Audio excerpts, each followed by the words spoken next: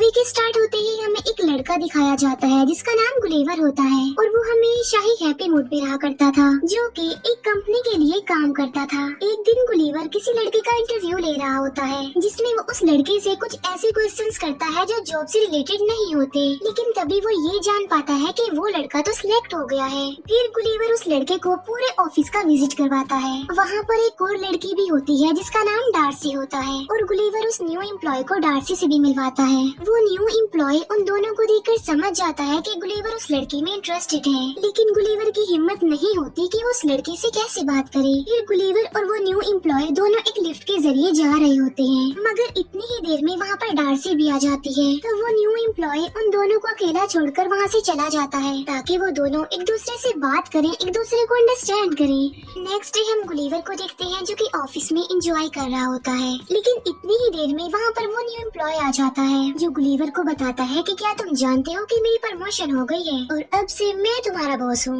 फिर वो new employ Gulliver को ये भी कहता है कि तुम्हारी नेचर ही है जिसकी वजह से अभी तक तुम्हें कोई प्रमोशन नहीं मिली, इसीलिए तुम्हें अपने नेचर को चेंज करना चाहिए, क्योंकि तुम्हारी नेचर की वजह से ही डार्सी भी अभी तक तुम में इंटरेस्टेड नहीं हुई। ये बातें सुनकर गुलिवर थोड़ा अपसेट हो जाता है और इसके बाद वो डार्सी के ऑफिस में जाता है। वहाँ जाकर वो एक फॉर्म उठा लेता है जो कि ट्रैवलिंग का फॉर्म था। डार्सी उससे पूछती है कि क्या तुम्हारा ट्रैवल में कोई इंटरेस्ट है, जिस पर गुलिवर कहता है कि यस, बहुत ज्यादा।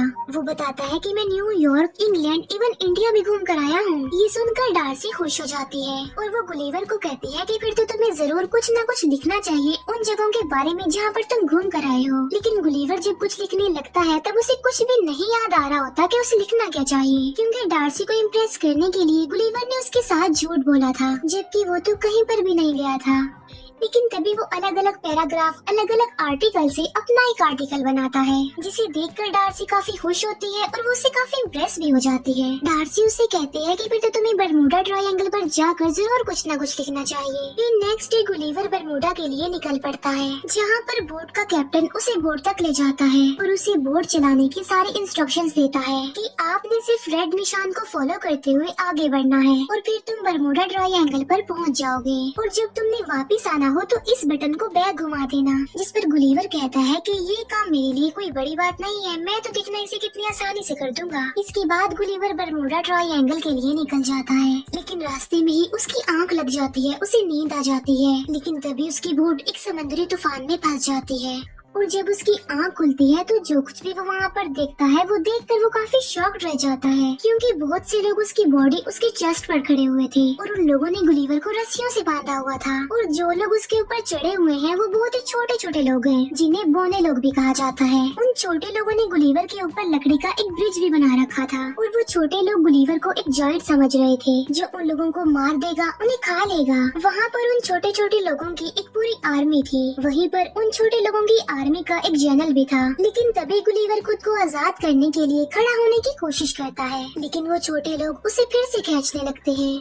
और तभी गुलिवर फिर से गिर जाता है और एक छोटा सोल्जर गुलिवर के नीचे आकर दब जाता है। फिर वो छोटे सोल्जर्स गुलिवर को खींचकर अपने किंग के पास ले जा रहे होते हैं। गुलिवर उनके किंग को कहता है कि ना तो मैं कोई जायंट हूँ और ना मैं कोई डीमन हूँ, बल्कि मैं एक नॉर्मल इंसान हूँ और मुझे बताओ कि ये जगह कौन सी है, क्योंकि गुलिवर को अभी तक ऐसा लग रहा था कि जैसे उसके साथ कोई प्रैंक कर रहा हो। फिर वो छोटे सोल्जर्स गुलिवर को एक जगह पर कैद कर देते हैं। वहीं पर गुलिवर को एक और प्रिजनर भी मिलता है और इस प्रिजनर का नाम होरेशियो होता है, लेकिन होरेशियो गुलिवर जैसा नहीं था, बल्कि वो इन लोगों जैसा छोटा ही था। गुलिवर होरेशियो से पूछता है कि तुम यहाँ पर क्यों हो, जिस पर होरेशियो कहता है कि मैं प्रिंसेस से बहुत प्यार करता हूँ, इसीलिए प्रिंसेस के फियांसे यानी जनरल ने मुझे यहाँ पर लाकर प्रिजनर बना दिया है। और इतनी ही देर में वहाँ पर जनरल आ जाता है। गुलिवर उस जनरल को देखकर कहता है कि तुम एक बेवकूफ इंसान हो, जिस पर वो जनरल उससे पूछता है कि बेवकूफ का मतलब क्या होता है, जिस पर गुलिवर कहता है कि बेवकूफ का मतलब होता है सबसे बहादुर आदमी। इसके बाद वो जनरल खुद को बेवकूफ कहकर बुलाने लगता है। फिर एक दिन वो जनरल बैल की जगह गुलिवर को लगाता है और खुद उसकी सवारी करता है, लेकिन तभी उनकी किंगडम पर दुश्मन की किंगडम अटैक कर देती है और पूरे पैलेस में आग लगा दी जाती है और तो और प्रिंसेस को भी किडनैप करने की कोशिश की जाती है। लेकिन तभी वहाँ पर गुलिवर आकर प्रिंसेस को बचा लेता है, लेकिन पूरे पैलेस में अब आग लग चुकी थी और डर की वजह से लोग पैनिक कर जाते हैं, इधर उधर भागने लगते हैं और वहाँ पर लोगों की हलचल मच जाती है। तब गुलिवर उनसे कहता है कि सुनो, इसमें कोई टेंशन वाली बात नहीं है, आग मैं बुझा दूंगा। और फिर गुलिवर वहाँ पर लगी सारी आग बुझा देता है। इसी बीच वो जर्नल भी भीग जाता है। जर्नल को काफी गुस्सा आ जाता है और वो वहाँ से चला जाता है। ये देखकर किंग गुलिवर से काफी खुश हो जाता है और वो उसे खाने पर इनवाइट करता है, जिस पर गुलिवर कहता है कि मैं खाने के लिए तो आ जाऊंगा, लेकिन मेरी एक शर्त है और वो ये कि होरेशियो को आजाद किया जाए। तब किंग गुलिवर की बात मान लेता है और होरेशियो को आजाद कर दिया जाता है। फिर गुलिवर किंग और उन सारे लोगों के साथ खाना खा रहा होता है। तभी किंग गुलिवर से पूछता है कि क्या तुम रिवर से आए हो, जिस पर गुलिवर कहता है कि नहीं तो मैं तो न्यूयॉर्क से आया हूँ। और तभी वो सब लोग गुलिवर को न्यूयॉर्क का प्रेसिडेंट समझने लगते हैं। ये देखकर गुलिवर वहाँ पर बड़ी बड़ी बातें करने लगता है कि किस तरह मैंने न्यूयॉर्क के साथ साथ वहाँ पर रहने वाले लोगों को भी बचाया और अब मैं न्यूयॉर्क का सबसे इंटेलिजेंट और पावरफुल प्रेसिडेंट हूँ। तब किंग गुलिवर को कहता है कि बहुत जल्द हम लोग तुम्हारी वोट ढूंढ लेंगे। फिर किंग गुलिवर के लिए एक काफी बड़ा घर बनवाता है ताकि गुलिवर वहाँ पर आराम से जिंदगी गुजार सके। फिर हम देखते हैं कि गुलिवर और होरेशियो इस बारे में डिस्कस कर रहे होते हैं कि आखिर प्रिंसेस को इम्प्रेस कैसे किया जाए। फिर गुलिवर जैसे जैसे होरेशियो को बताता है, होरेशियो सारी उसकी बातों को फॉलो करता है। जहाँ पर गुलिवर होरेशियो से वो सारी बेवकूफियों वाली हरकतें करवाता है जो वो खुद भी करता रहता है, मगर इसके बावजूद भी प्रिंसेस होरेशियो से इम्प्रेस हो जाती है।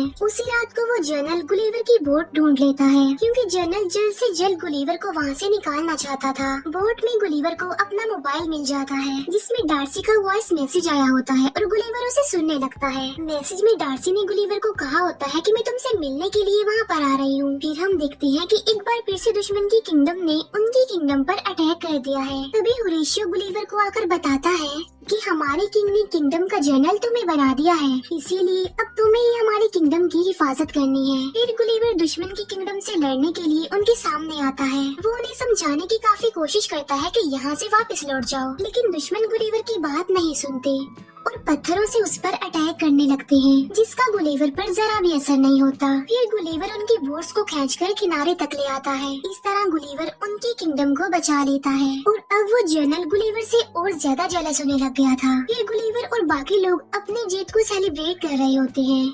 वहाँ पर गुलिवर को एक हीरो बना दिया जाता है और तो और उसे बहुत सारी सर्विसेज भी प्रोवाइड की जाती है। प्रिंसेस जर्नल से अपनी एंगेजमेंट तोड़ देती है, जिसकी वजह से जर्नल को काफी गुस्सा आ जाता है और वो दुश्मनों के किंग के पास चला जाता है। जर्नल ने गुलिवर की बोर्ड से वो मैगजीन चुरा ली थी जिसमें रोबोट बनने का सारा मेथड लिखा हुआ था। तब वो जर्नल रोबोट बनकर गुलिवर के सामने आ जाता है। गुलिवर जब उस रोबोट को देखता है तो वो काफी डर जाता है और रोबोट उसे हवा में उछालकर फेंकने लगता है और सबको गुलिवर की रियलिटी पता चल जाती है और वो सबको बताता है कि मैंने जो कुछ भी कहा, जो जो बड़ी बड़ी बातें की, वो सारी झूठ थी। फिर वो जनरल गुस्से में आकर गुलिवर को बांध कर कहीं पर भेज देता है।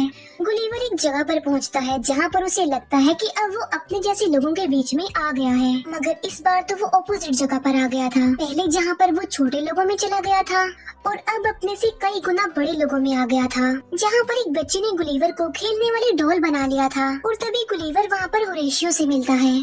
होरेशियो उसे बताता है कि हमारे एरिया में डार्सी तुमसे मिलने आई है, लेकिन जनरल ने उसके साथ साथ किंग को भी प्रिजनर बना लिया है और अब तुम ही हो जो उनकी हेल्प कर सकते हो और उन्हें छुड़ा सकते हो। और तब रात को ही गुलिवर डार्सी और किंग के पास पहुंच जाता है। अगले दिन गुलिवर और उस रोबोट के बीच में फाइट होती है और यहाँ पर रोबोट गुलिवर पर भारी पड़ता है, क्योंकि वो गुलिवर को काफी मारता है, लेकिन होरेशियो रोबोट की कुछ वायर्स को काट देता है। तब मौका मिलते ही गुलिवर उस रोबोट को मार डालता है और इस तरह से वो लोग जीत जाते हैं। इसके बाद किंग होरेशियो और प्रिंसेस की शादी के लिए भी एग्री हो जाते हैं और डार्सी भी गुलिवर की गलतियों पर उसे माफ कर देती है। लेकिन तभी वहाँ पर वो जनरल आकर प्रिंसेस को पकड़ लेता है, लेकिन तभी प्रिंसेस खुद को छुड़ाती है और वो जनरल को पंच मारती है, जिससे जनरल प्रिंसेस को छोड़ देता है। फिर डार्सी गुलिवर के पास जाती है और यहीं पर ये मूवी एंड हो जाती है।